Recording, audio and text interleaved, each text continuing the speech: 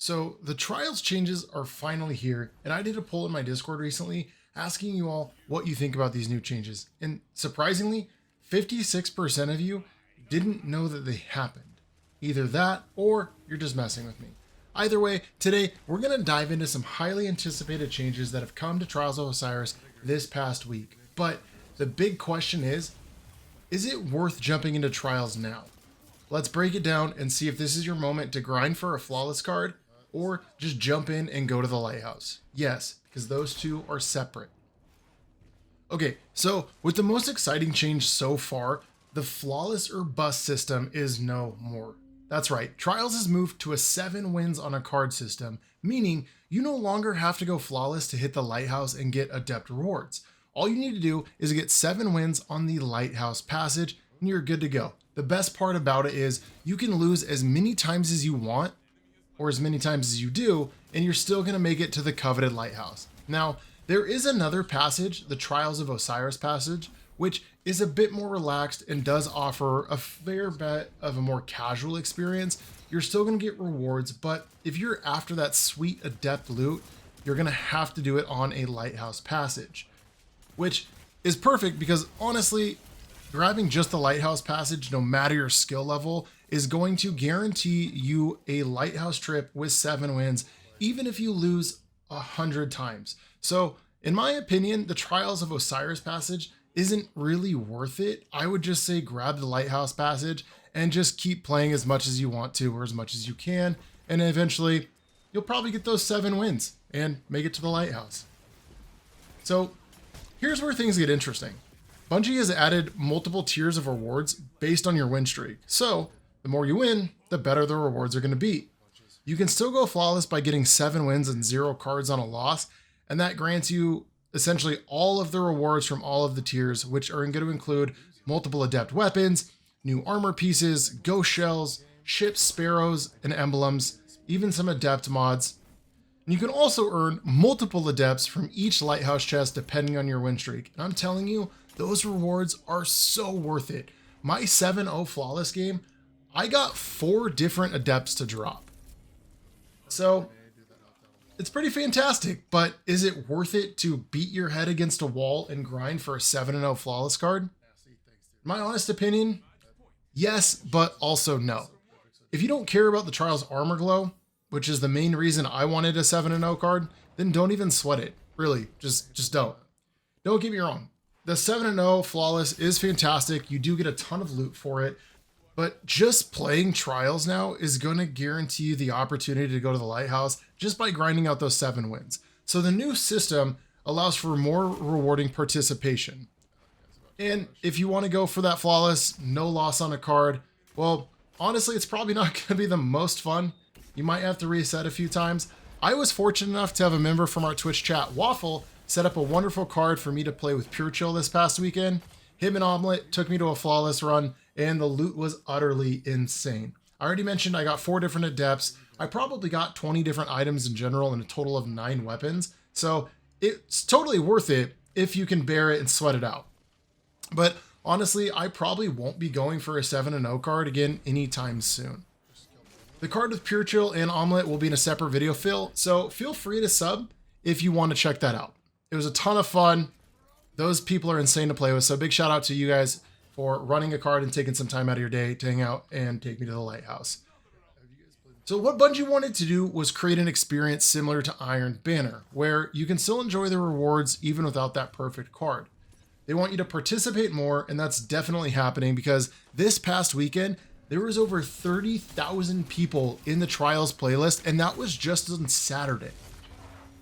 Compared to a few months ago where it was barely in the thousands. So they've definitely done a good job attracting a lot of new people or returning people into the playlist.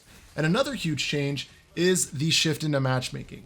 Bungie has for a while, but did a better job of finally pushing us to play in a fire team of 3, which is something that they've been attempting or at least hinting at wanting to do in a good way for a little while now.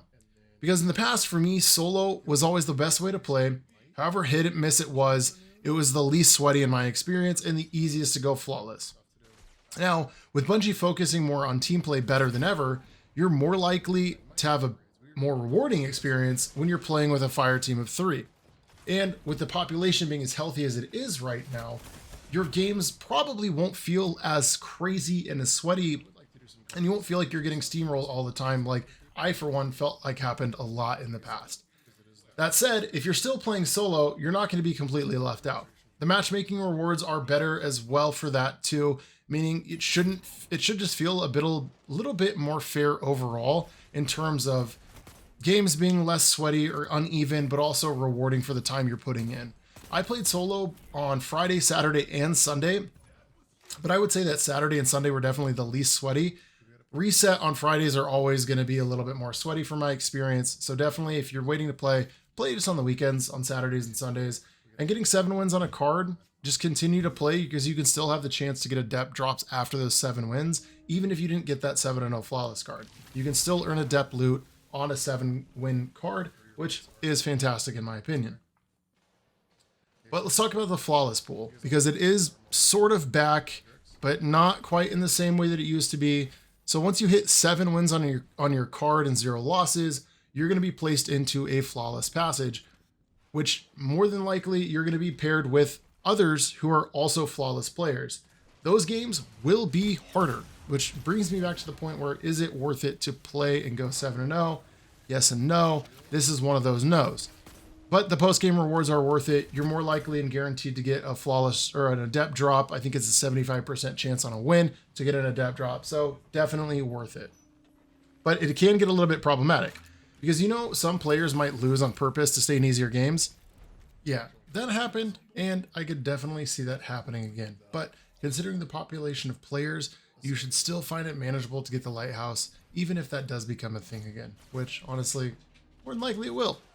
But now, let's talk about cosmetics and rewards. Bungie really decided to step it up and finally add new armor sets for Titans, Warlocks, and Hunters. Sorry, Hunters, but your armor looks a bit meh.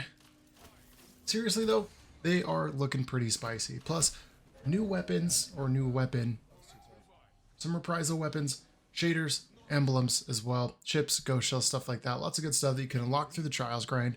Not to mention just getting shards, prisms, ciphers, and other planetary type materials that you can get from going to the lighthouse or just winning matches. The best part about the new reward structure is you can earn cosmetics based on your performance. So with each challenge you complete or each game you win, you will earn points towards unlocking new gear, such as the ghost shell. And once you get 1,000 points, you're guaranteed a cosmetic from that pool. So even if you're not going for that flawless victory, you're still going to rack up good loot along the way. So is Trials worth it now? I would have to say absolutely yes. The changes have made it more accessible and more rewarding for everyone that plays and wants to jump in.